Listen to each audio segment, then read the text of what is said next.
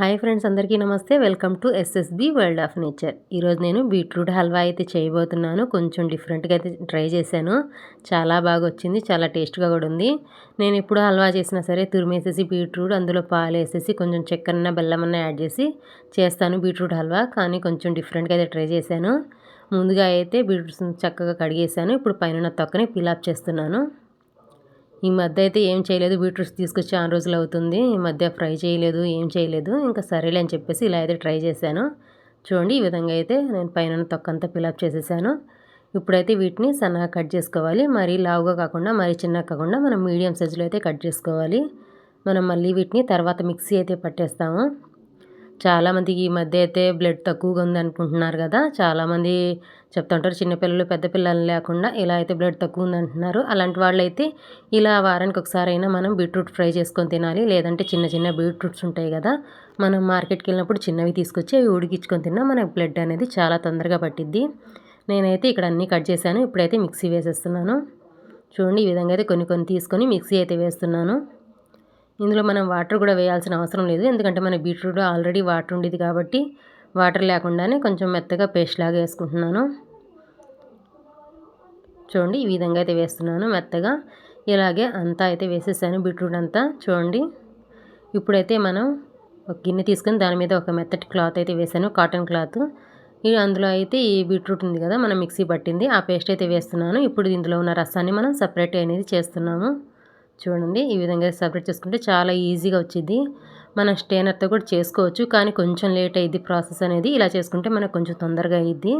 నేనైతే ఇక్కడైతే బీట్రూట్ రసాన్ని తీసాను. ఇప్పుడు ఇందులో ఒక 5 స్పూన్ల వరకు చక్కెర అయితే యాడ్ చేస్తున్నాను. మీరు కావాలంటే బెల్లమైనా యాడ్ చేసుకోవచ్చు. ఇది కొంచెం కరగాలి. ఇప్పుడు ఇందులోనే కార్న్ఫ్లోర్ అనేది యాడ్ చేస్తున్నాను. ఒక 3 స్పూన్ల వరకు యాడ్ చేస్తున్నాను కార్న్ఫ్లోర్ అనేది. ఇది నేను స్టవ్ మీద పెట్టక ముందే చేస్తున్నాను ఫ్రెండ్స్. మనం స్టవ్ మీద పెట్టిన తర్వాత చేసినట్టయితే మనకు గడ్డ కట్టిద్ది. అలా ఉండలు లేకుండా గడ్డ కట్టి ఉండాలంటే మనం స్టవ్ మీద పెట్టకుండానే ఇలా ముందే మొత్తం చక్కెర అయినా సరే ఇలా కార్న్ఫ్లోర్ అయినా సరే వేసేసి ఇలా చక్కగా నీట్గా కలుపుకోవాలి. ఆ తర్వాత అయితే స్టవ్ వెలిగించాను. చూడండి, మొత్తం కలిసిపోయిన తర్వాత స్టవ్ వెలిగించి ప్యాన్ అయితే పెట్టాను. ఒక 5-6 నిమిషాల తర్వాత చూడండి గట్టిపడింది. మనకి బీట్రూట్ హల్వా అనేది రెడీ అవుతుంది. ఇప్పుడైతే ఇందులో నెయ్యి అనేది యాడ్ చేస్తున్నాను. మనం కొంచెం కొంచెం నెయ్యి వేసుకుంటూ ఇలా కలుపుతూ ఉండాలి. నేనైతే ఒక అరకప్పు నెయ్యి వరకు వేసాను, నాకు అరకప్పు అయితే పట్టింది. మనకి ఈ హల్వా అనేది ప్యాన్కి తగలకుండా సపరేట్ అవ్వాలి. అంతవరకు మనం ఇలా కలుపుతూ కొంచెం కొంచెం నెయ్యి వేస్తూ ఇలా రెడీ చేసుకోవాలి. చూడండి, మనకైతే ఇక్కడ బీట్రూట్ హల్వా అయితే రెడీ అవుతుంది. నేనైతే ఒక పక్కన డ్రై ఫ్రూట్స్ అయితే తీసుకున్నాను, జీడిపప్పు, బాదం పప్పు. మీకు ఇంకేమైనా కావాలంటే తీసుకోవచ్చు. వీటిని అయితే కొంచెం కచ్చా పచ్చాగా దంచుతున్నాను, మరి పలుకులుగా లేకుండా. చూడండి, ఈ విధంగా అయితే జంతేస్తున్నాను. ఇటువైపు అయితే హల్వా అయితే రెడీ అయిపోతుంది. మనకు 2-3 నిమిషాలు అయితే హల్వా అయితే రెడీ అయిపోతుంది. చూడండి, ఇప్పటికే మనకి ప్యాన్ నుంచి సపరేట్ అవుతుంది కదా హల్వా అనేది.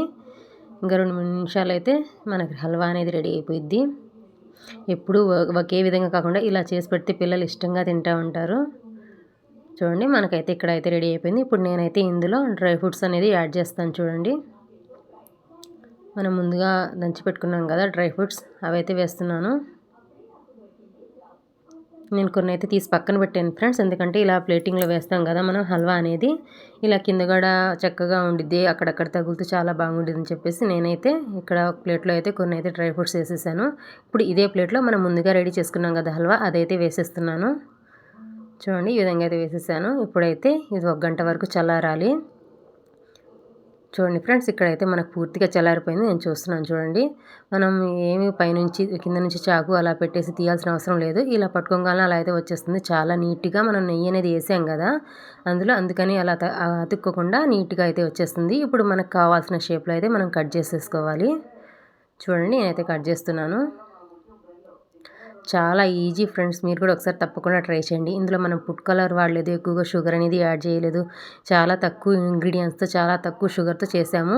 మనకు షుగర్ ఉన్న పేషెంట్స్ అయినా తినొచ్చు, మరీ ఎక్కువ కాకుండా కొంత అయినా తినొచ్చు అప్పుడప్పుడు, ఏం పర్వాలేదు. మీరు కూడా ఒకసారి తప్పకుండా ట్రై చేయండి. అలాగే ఎలా వచ్చిందో కామెంట్ చేయండి. అలాగే మా ఛానల్గా ఫస్ట్ టైం చూస్తున్నట్లయితే లైక్ చేయండి, షేర్ చేయండి, సబ్స్క్రైబ్